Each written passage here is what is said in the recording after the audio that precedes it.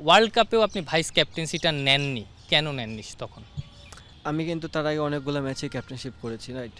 But আমি চাচ্ছিলাম না যে এমন কোনো ওয়েতে ক্যাপ্টেনশিপ করি যেটা আমার টিম না। মানে আমি এক ম্যাচ করতেছি, 2 ম্যাচ করতেছি না, বা এক সিরিজে 2 ম্যাচ যাই করতেছি, পরে সিরিজে আমি করতেছি না।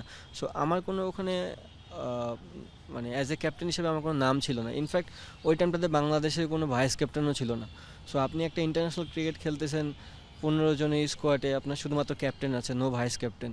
ইনফ্যাক্ট ক্যাপ্টেন সরে গেলে বাংলাদেশ খুঁজতো কারে ক্যাপ্টেনশিপ দিবে। তো এই জিনিসটা থেকে আমার কাছে মনে হয়েছে যে আমাকে যখন রোল দেওয়া হবে পার্টিকুলারলি, আমি সেই সময় যদি করি, যে সেই জিনিসটা মনে হয় আমার জন্য ভালো হবে। ইনফ্যাক্ট দেখেন আপনি কিন্তু টেস্টে কিন্তু আমি ভাইস ক্যাপ্টেন ছিলাম। তো একটা রোল থাকে একটা প্রত্যেকটা প্লেয়ারের, যে সে ক্যাপ্টেন, সে ভাইস ক্যাপ্টেন। সেই রোলটা থাকলে আপনি থট প্রসেস দিতে পারবেন এবং আপনার নেক্সট স্টেপ নিয়ে চিন্তা করতে পারবেন।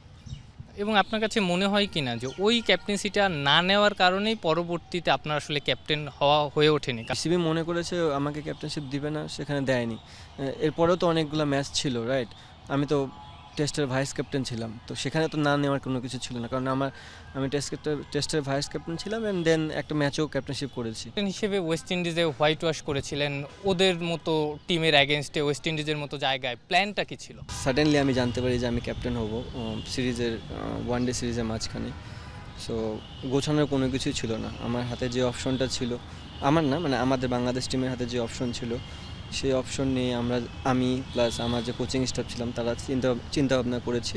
ক্যাপ্টেন হিসেবে আপনি বরাবরই সফল। আমি যদি ইন্ডিয়ার অ্যাগেনস্টে 2-1 সিরিজ উইন বলি, আফগানিস্তানকে রেকর্ড ব্যবধানে হারানো বলি, এবার ওয়ান ডেতে আপনি এসে যেখানে প্রথম ম্যাচ হেরেছেন, তারপরে 1-1 করেছেন 2 ম্যাচে, আবার আপনি ওয়েস্ট ইন্ডিজে 3-0-তে হোয়াইট ওয়াশ করলেন। এই রহস্যটা আসলে কি? একটা ক্যাপ্টেনের কাজই হচ্ছে মূলত টিমকে বন্ডিং করে রাখা, টিমকে থট প্রসেস দেওয়া, এবং মাঠে যখন ফিল্ডিং করবে টিম, সেই টিমটাকে গাইড করা, কখন কাকে কোথায় বলিং আনবে, কোন সময় বলিং আনবে, জিনিসগুলো এমনই।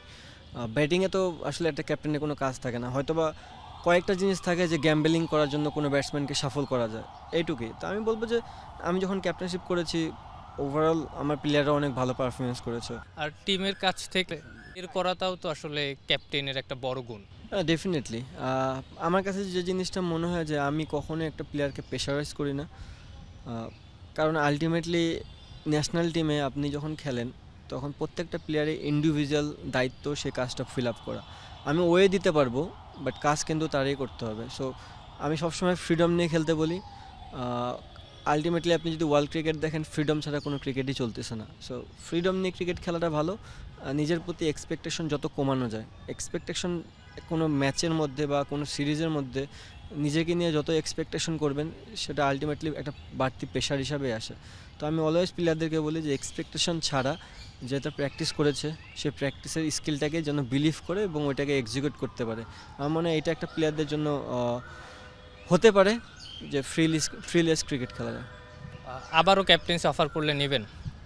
ডেফিনেটলি আমি তো এই জায়গাটা অনেক এনজয় করি বলেই আমি লাস্ট সিরিজটাও করেছি এখানে। সো অবশ্যই এরকম যদি অপরচুনিটি বিসিবি মনে করে যে আমি যোগ্য, আমি করতে রাজি আছি।